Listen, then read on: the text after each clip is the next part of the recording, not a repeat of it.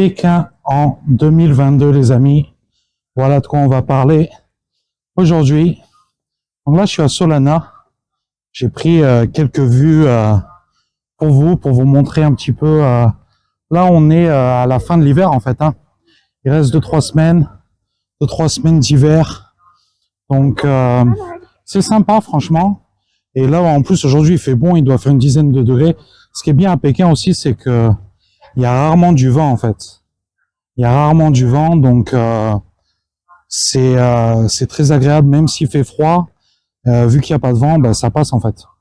Là, derrière moi, il y a une rivière gelée, là. Franchement, c'est sympa. J'ai vu des gens marcher dessus, mais là, vu que ça se réchauffe, je le conseillerais pas. Je le conseillerais pas. C'est pas gelé partout, en fait. Cette année, franchement, voilà, on peut voir. Cette année, franchement, c'était pas gelé comme l'année dernière, en fait. L'année dernière, il faisait beaucoup plus froid, j'ai l'impression.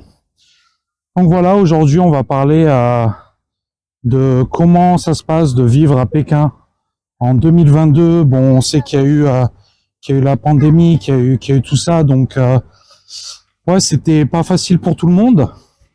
Moi, j'ai eu vraiment énormément de chance.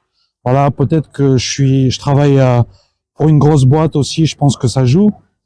Je pense que c'est surtout comme d'habitude, les petites structures qui pâtissent des crises. C'est normal. Donc après voilà, moi je trouve que la vie à Pékin, franchement, c'est super. Il y a de tout. On peut trouver de tout, de la modernité. Mixé avec de l'ancien. Il y en a pour tous les goûts, pour toutes les couleurs.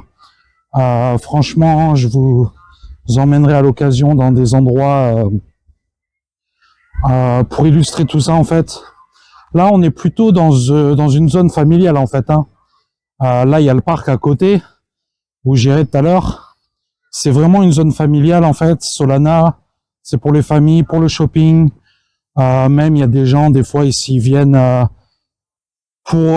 avec les gars du bureau, quoi, pour faire des petits repas professionnels. Alors, comment ça se passe Pékin en 2022? Qu'est-ce qui a changé? Qu'est-ce qui va continuer à changer? En fait, je pense surtout que la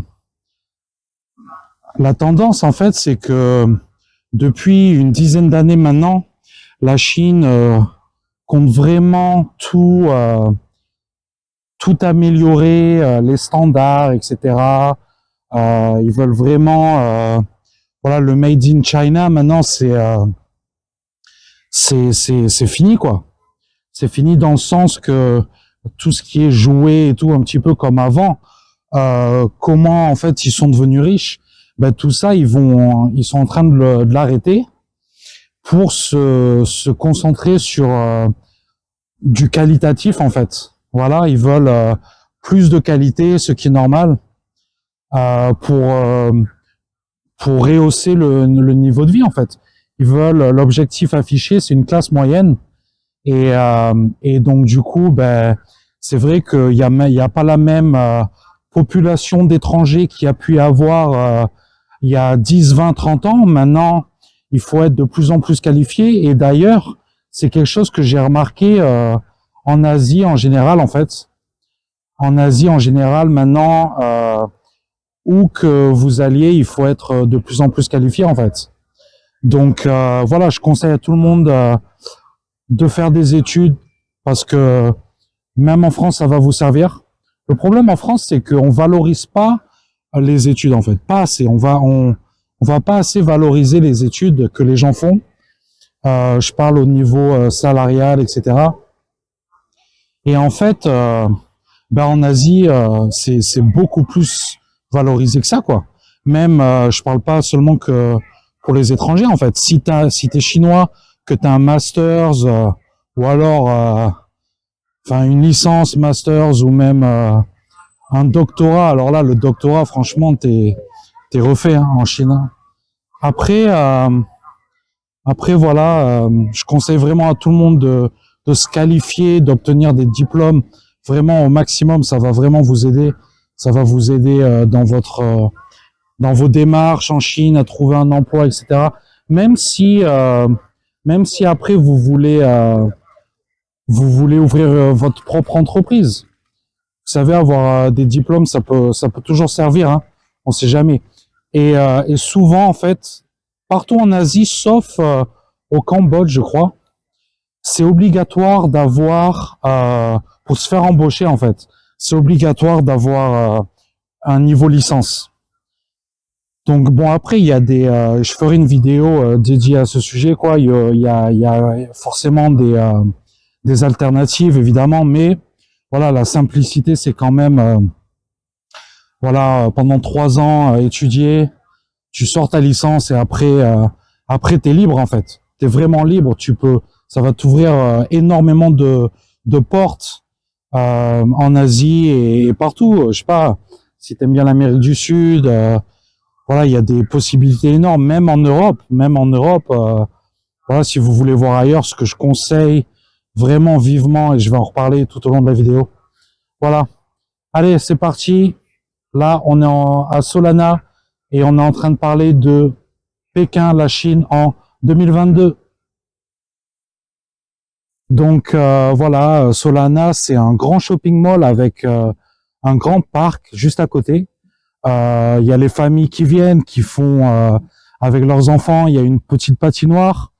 Il y a le lac aussi qui sert de patinoire l'hiver, et l'été, ça sert pour tout ce qui est jeux aquatiques, etc. Il y a énormément d'activités qui sont proposées aux familles. Donc voilà, Pékin en 2022. Écoutez, moi je suis expatrié, je travaille ici, je suis en contrat local. J'ai vraiment pas à me plaindre, voilà. Je me régale. Je suis avec ma copine, qui est chinoise aussi. Et voilà, on est super content. On vient de Taipei en fait à la base. Et là, on a bougé sur Pékin il y a 5 ans. Et en fait, pourquoi on est venu ici? Ben, tout simplement parce que à Taïwan, on va dire que tout ce qui est salaire, l'industrie, enfin, ça stagne un peu. C'est notre avis. Et du coup, ben voilà, évidemment, la Chine, c'est un marché énorme.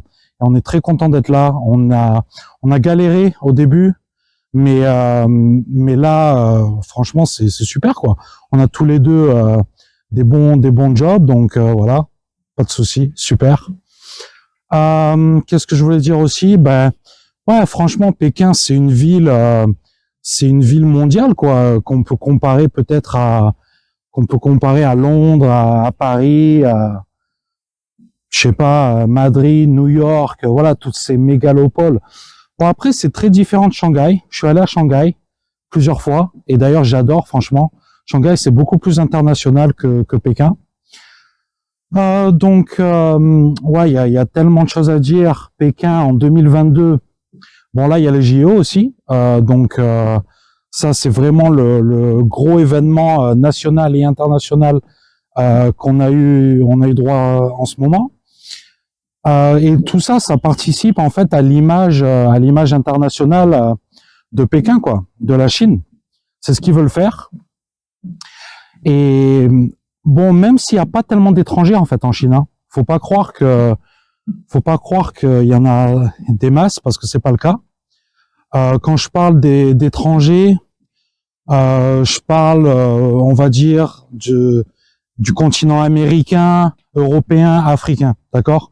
Je parle pas forcément des étrangers du continent asiatique, parce qu'il y en a évidemment beaucoup plus, mais c'est pas du tout les mêmes industries, etc. En fait, voilà. Donc, ouais, après à Pékin, il y a moins d'étrangers qu'à Shanghai. Shanghai, je crois que c'est le numéro 1. Bon, après Hong Kong c'est le numéro 1, mais Hong Kong c'est un peu spécial. Donc voilà. Après, franchement, on est bien ici, on est super bien.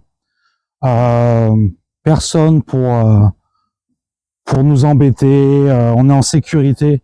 Ça, c'est quand même un grand point, je pense. La sécurité. On peut se balader à n'importe quelle heure, n'importe où. Il y a personne qui va nous embêter, à commencer par la police. En France, si vous voyez ce que je veux dire, police partout, justice nulle part. Et ici, bon voilà, les gens ils disent ouais, la Chine c'est autoritaire, c'est totalitaire, mais ils savent pas de quoi ils parlent, tout simplement. Ils savent pas de quoi ils parlent parce que, comme je vous ai dit, moi je me sens vraiment libre ici. Bon après, moi, je suis conscient que je suis un étranger, ok, donc voilà, et les gens ne me traitent pas pareil. Les institutions, le gouvernement me traite pas pareil qu'un Chinois, évidemment. Mais bon, moi je les vois, les Chinois, ils sont cool, hein. Ils ont pas, on peut pas dire qu'ils se sentent en pression ou quoi que ce soit, hein. Donc voilà, je vous montre un petit peu derrière moi, je fais un petit tour. Donc voilà, ouais. Franchement, tout ce qui est sécurité et tout, ça c'est un point vraiment, vraiment super, vraiment appréciable. Euh, donc oui, évidemment que moi je suis pas chinois, donc on peut peut-être m'accuser de vivre dans une bulle. J'en suis conscient, la bulle des expats, hein, comme on dit. Et bon, moi après je me bats contre ça. J'essaye de rencontrer des Chinois, même si je parle pas chinois, il y en a plein qui parlent anglais, forcément quand même. Donc voilà, ça aide. Il y en a même qui parlent français. Si, de toute manière, quand on veut, on peut. Hein, voilà. Après, j'ai aussi suivi des cours d'histoire de la part d'un Français ici que je salue, Rémi, si tu me regardes. Et en fait, voilà, j'ai appris énormément de choses parce que tu trouveras toujours, qui cherche trouve, comme on dit, et tu pourras toujours trouver des gens qui peuvent t'apprendre, voilà, qui vont te donner ce que tu cherches en fait. Et donc, voilà, l'histoire de la Chine, c'est vraiment super intéressant. Même vivre en Chine, en fait, on apprend tellement de choses. Mais le mieux que je conseille, en fait, c'est d'y vivre. N'importe où vous allez, en fait, si vous voulez apprendre, selon moi, c'est d'y vivre au moins quelque temps, en fait. Parce que être un touriste et habiter quelque part, selon moi, c'est pas du tout pareil, en fait. Et d'ailleurs, je suis pas en train de comparer les deux parce que moi, j'adore faire le touriste où que j'aille. J'adore ça, mais c'est pas pareil que de vivre quelque part. Quand tu vis quelque part, tu apprécies, tu vis les choses vraiment différemment en fait. Et d'un autre point de vue, t'es forcé plus ou moins de t'intégrer quoi, de t'intégrer au pays, d'apprendre les choses, même si tu parles pas la langue. Encore une fois, tu vas être obligé d'apprendre, même si c'est pas la langue, voilà. Tandis que quand tu es en tourisme, ben, tu t'en fous un peu, quoi. T'as aucun effort à faire, tout ce que tu fais, tu payes, en fait. Voilà. Tu payes, tu te régales, tu passes du bon temps. Après, bon, voilà. Aller dans un pays, t'as l'aspect étudiant et t'as l'aspect travail. Voilà, je pense pas à autre chose sur le long terme. Et donc, voilà, si vous avez, je sais qu'avec la pandémie et tout, c'est pas facile, mais si vous avez l'occasion de partir, franchement, faites-le. Franchement, faites-le. Que ce soit en Chine ou ailleurs. Bon, moi, j'adore la Chine, franchement. Pékin, c'est super. Et aussi peut-être parce que c'est tellement différent de la France, de ce que je connais, que c'est pour ça que j'aime bien, en fait. Tu vois? C'est tellement différent, la culture. Là, tout à l'heure, je parlais de la police parce qu'en fait, c'est tellement différent la manière dont les gens vous traitent. Voilà, il y a du respect, quoi. Il y a tout le temps du respect. Après, bien sûr, si tu fais une connerie ou quoi, mais même en fait, si tu fais une connerie, ils vont, et même entre eux, les Chinois, en fait, parce que j'ai remarqué quand ils s'embrouillent entre eux, ils veulent, leur objectif, c'est de résoudre le problème, en fait. C'est pas de se taper dessus, c'est pas de s'engueuler. L'objectif, c'est de régler le problème qu'ils ont pu avoir à un moment T, en fait. Voilà. Donc, ça, moi, j'aime bien. Voilà, franchement, j'aime bien cet état d'esprit. Et même, ça se ressent dans l'architecture, dans tout ce qu'on a autour de nous. Donc voilà, là je vais me diriger vers le parc. Donc là c'était la petite rivière avec en fond un magnifique pont. Allez, je vous reprends de suite.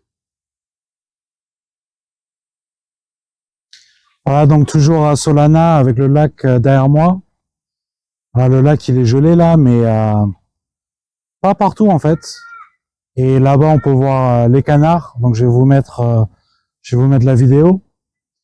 Et en fait, voilà, donc Pékin en 2002, comme partout dans le monde, il y a eu la pandémie.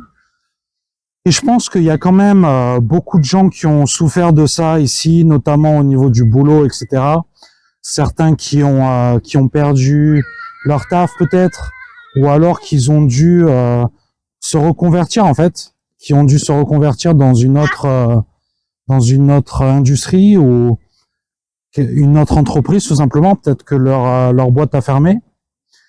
Et en fait, ce que je voulais dire, c'est que quand même le marché chinois a une grande résilience en fait.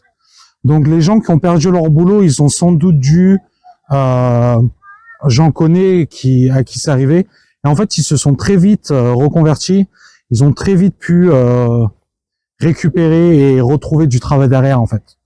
Donc ça c'est pas mal. Le chômage ici ça n'existe pas, c'est comme en Amérique, hein. Mais comme en Amérique en fait, bah c'est facile de retrouver du boulot en fait. Voilà, tout simplement. Donc chez nous en France, on a le chômage, mais pour trouver du boulot, c'est pas facile, même avec la NPE, même avec le chômage. Voilà, petite vue sur le lac gelé derrière moi. Voilà, on est toujours à Solana, à côté du parc Chaoyang Park en fait, donc à l'est de Pékin. Et voilà, donc en fait, comme je disais, c'est celui-là, c'est un pont traditionnel chinois en fait, hein. Donc voilà, je pense super vue, super endroit, super parc, c'est calme, il n'y a pas trop de monde. Et pourtant on est pendant le Chinese New Year, le Nouvel An chinois, donc énormément de gens sont en vacances en fait. Voilà, ouais. Mais du coup il y a énormément de Pékinois qui sont partis en fait. Ou alors ils sont pas forcément de Pékin, mais ils travaillent ici et après ils reviennent, ils repartent voir leur famille en fait. Donc du coup Pékin, c'est vrai que c'est un peu plus calme pendant cette période-là du Nouvel An chinois. Donc je vais bouger par ici. Après voilà, n'hésitez pas à regarder les interviews de gens que j'ai fait. Pour l'instant, j'ai que 2 interviews en anglais, mais je compte en faire en français. Ok les amis, on va finir là-dessus. En fait, je voulais vraiment vous dire, si jamais, donc voilà, Pékin 2022, si jamais vous avez l'occasion d'une expatriation ici, d'un voyage, d'une bourse d'études ou que sais-je, là pour les Jeux Olympiques, il y avait pas mal de boulot en fait aussi pour venir à Pékin. Bon, il faut rester dans la bulle sanitaire, donc c'est peut-être pas le mieux. Mais en tout cas, n'hésitez pas parce que franchement, la Chine, c'est tellement différent. C'est tellement différent de la France. Vous allez tellement apprendre au niveau du boulot, les relations avec la hiérarchie, avec vos collègues. C'est tellement différent de la France. Et puis voilà, la Chine, c'est tellement grand. Il y a des opportunités de taf énormes ici, de business. Même si vous voulez aller à Hong Kong, à Shenzhen, franchement, il y en a, ils viennent ici et puis ils restent toute leur vie, hein. Donc moi, je sais pas si je vais faire ça, mais bon, en tout cas, je ferme aucune porte. Voilà, tout est possible. On sait jamais ce qui peut arriver. Voilà, en tout cas, j'espère que vous avez bien aimé cette vidéo et lâchez des commentaires pour qu'on puisse partager, pour qu'on puisse échanger. C'est le but de la section des commentaires. Donc comme ça aussi, si vous voulez que je parle d'un sujet en particulier dans une prochaine vidéo, vous me dites et puis on fera comme ça. Je vous laisse avec cette vue magnifique du parc Chaoyang. Ciao.